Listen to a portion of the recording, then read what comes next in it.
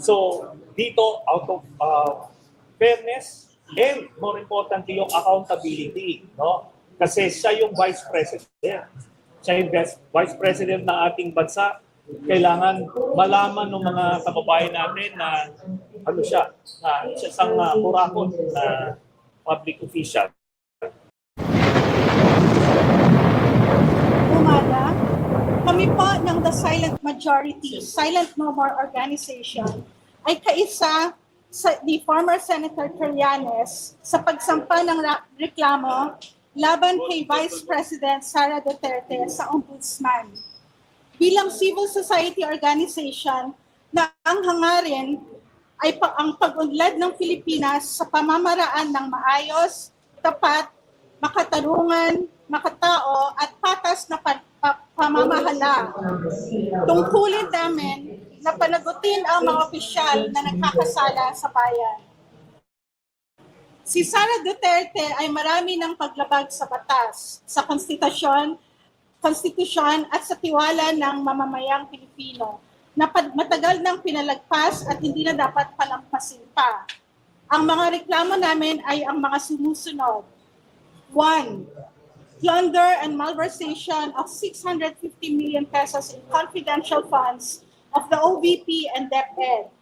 This includes the charges already included in Ramil Madriaga's affidavit. Number 2, plunder and malversation of 2.7 billion of Davao City's confidential funds when she was mayor. Number 3, graft and malversation of 8 billion pesos worth of overpriced laptops when she was DepEd secretary. Number 4, graft and gross incompetence due to the more than $12 billion pesos of COA disallowances in DepEd when she was DepEd secretary. Number 5, graft due to the 7 billion unliquidated cash advances when she was DepEd secretary. Number 6, graft and gross incompetence because only 92 classrooms were constructed out of a supposed target of more than 6,000 classrooms. Number 7, ill-gotten wealth and non-declaration in her salon of more than 2 billion pesos of deposits and other assets. Number 8, bribery and corruption because she received money from a drug lord several times while she was mayor of Davao City. Number 9, unfit to hold public office and betrayal of public trust due to the 2 incidents of public meltdowns while threatening to kill President Marcos. Ang kadalasang depensa ng mga taga-suporta ni VP Supports Duterte ay na yung 650 million confidential funds na kinu-question sa kanya ay barya lang kumpara sa mga nakuha sa mga maagamang flood control projects. Pinapakita ng complaint na ito na una, ang kabuuang halaga ng mga nilimas o niwaldas ni Sara Duterte ay maihahanay sa mga pinakamalalaking flood control scandal. Kaya karapat-dapat na bigyan ito ng parehong pagsusuri. Pangalawa, na ang paglustay ni Inday ay pattern of behavior mula pa nung vice mayor siya ng Davao City na nadala niya sa pagiging vice-presidente. Pag-uugali na nakakabahala sa pagpapatuloy niya sa kanyang posisyon bilang pangalawang pinakamataas na opisyal ng bansa. Maraming salamat po. Former Senator, doon po sa plunder complaint, ano po yung gaano po tayo confident na ito prosper? Kasi mataas po yung threshold ng plunder compared po sa graft. Ano po, gaano tayo ka-confident and what evidence do we have against the Vice President? We are very confident na masasakop ito ng plunder, ng elements ng plunder charge. Ito ay supplemental lang, no? Lalo na yung sa 650 million pesos confidential funds. Supplemental doon sa na-file na ng mga civil society organizations noong December. Ang kaibahan lang nito ay nadagdagan noong mga aligasyon ni Mr. Ramil Madriaga. So, lahat ng mga dokumentong na-attach doon sa unang na-file plus yung idinagdag namin ngayon, ito ay magbibigay ng very solid case against Sara Duterte. At lahat ito ay mga certified true copies ng mga official documents. Kaya confident tayo na makukuha ito. At bukod pa riyan, marami pang iba pang mga charges ng draft na napakaliwanag na violation ni Sara Duterte. Sir, ang daming allegations no? Laptop, one-to-ones. What does that say? So dito nga natin makikita kasi ito nung lumabas nung Quadcom hearings, hindi nabigyan ng emphasis. Sa sobrang dami ng mga anomalya, hindi nabigyan ng emphasis. Pero ngayon, dahil dito sa complaint na na-file ngayon namin, kasama ang the silent majority, ay pinapakita natin, hinihimay natin isa-isa na mga nakaligtaan ng publiko at ng media. Sir, the Vice President remains very popular as shown by recent surveys. Way more popular than the President. Despite these complaints of plunder draft, conversation, tingin niyo ano yung dahilan? Bakit popular pa rin si Vice President? Even these very serious allegations, ano ba yung dapat maintindihan ka ng tao o yung dapat maunawaan nila? Ang primary reason kung bakit popular pa rin siya ay dahil hindi kilalang lubusan ng mga Pilipino yung tunay na pagkatao ni Sara Duterte. Dahil talagang binabaha nila ng fake news at mga trolls nila yung social media na naging pangunahing source ng impormasyon ng mga kababayan natin.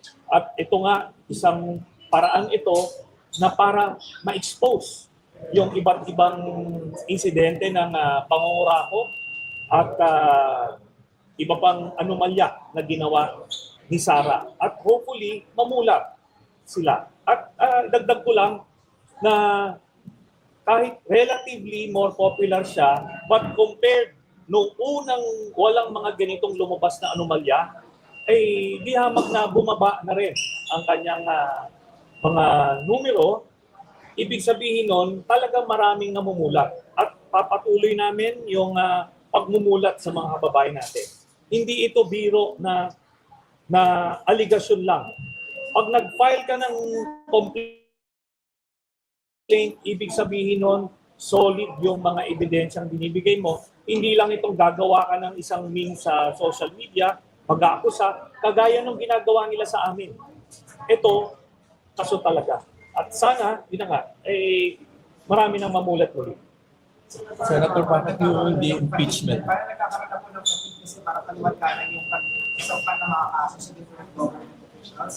So, bakit po sa inyo kailangan na mapanagot yung mga government officials na katulad ni Vice President Sara Duterte dito po sa mga alleged anomalies na yung sa po ay Department of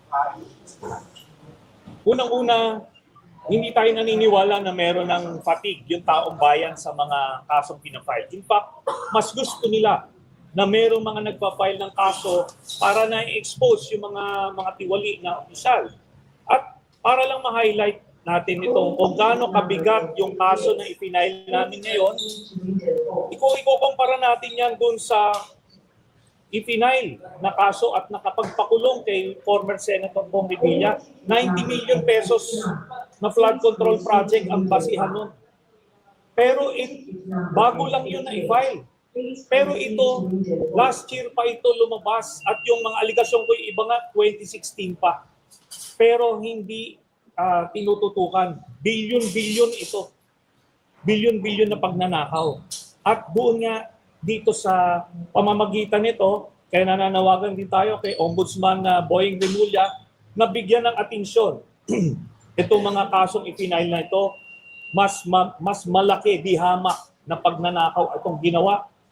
At isang paraan nito na mabuksan na rin yung mga bank accounts kasi merong memorandum of agreement ang with the AMLAC na kung saan lahat ng flag transactions ni Sara Duterte, Manscarpio at iba pang mga akusado ay pwedeng makuha sa AMLAC. Dito makikita yung nakita na natin noon. In fact, may kopya na yung ombudsman on na bilyong-bilyong piso ang laman ng pera ng accounts ni Sara Duterte. At yung iba pa rito, yung daang-daang milyon dito, galing sa drug lord. Kaya yun, kailangan mabahala yung mga kababayan natin dito. Hindi lang ito sabi-sabi. Hindi ito paninira. Kasi kung paninira, hanggang dyan lang yan sa Facebook.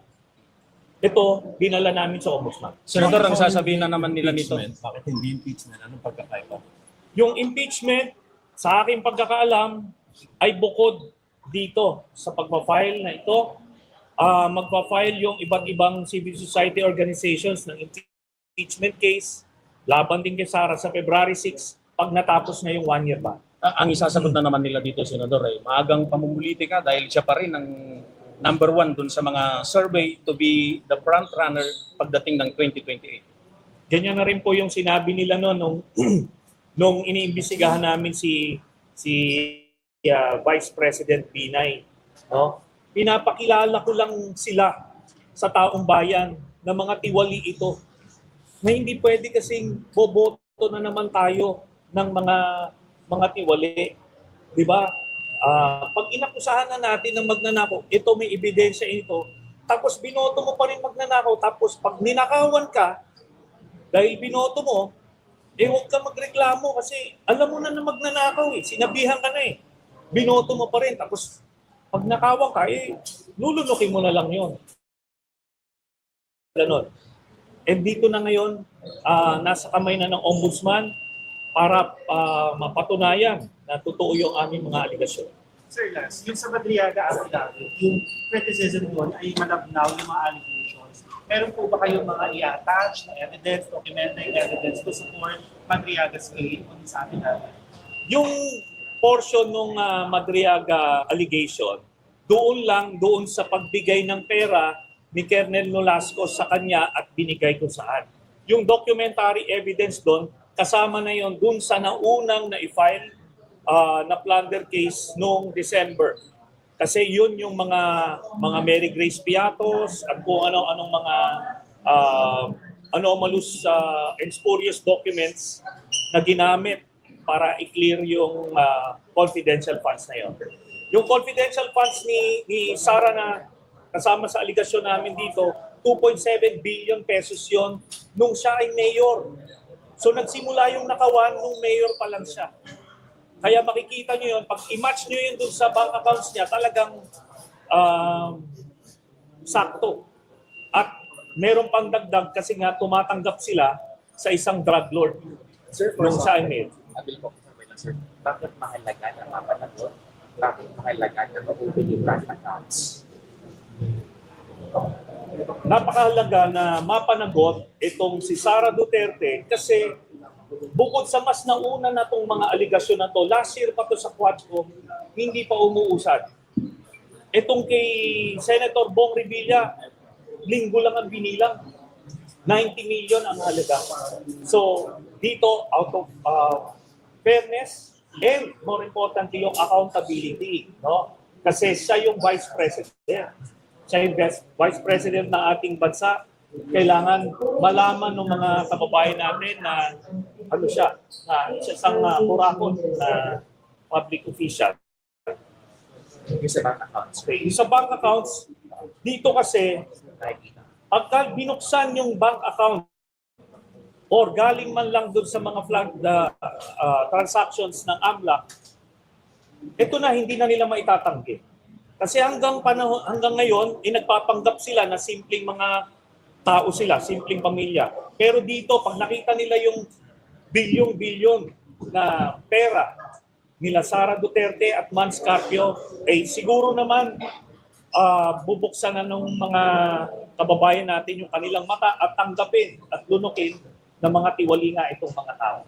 Sir, yung basis lang po ng 2.7 na confidential funds, misuse of confidential funds when she was vice mayor and mayor, ano po yung naging basihan po ninyo bakit nakurakot po? Allegedly nakurakot po ito? konti funds lang. Kasi I understand yung House inquiry only covered confidential funds niya as PD and DepEd Secretary. Meron ng earlier notice of disallowances dahil ghost employees ang ginagamit nila pang clear nitong confidential funds. Meron mga COA reports. Accordingly, ni-report na ito sa media. Open source na ito. Tapos meron ding mga statements si Edgar Matubato at meron pa siyang payslip na isa sa mga ghost employee ng Davao City. So, kahit mag-random check tayo, 11,000 employees ang ginagamit nila pero mga non-existent, parang mga Mary Grace Piatos din. Parehas ang modus. Okay? Salamat.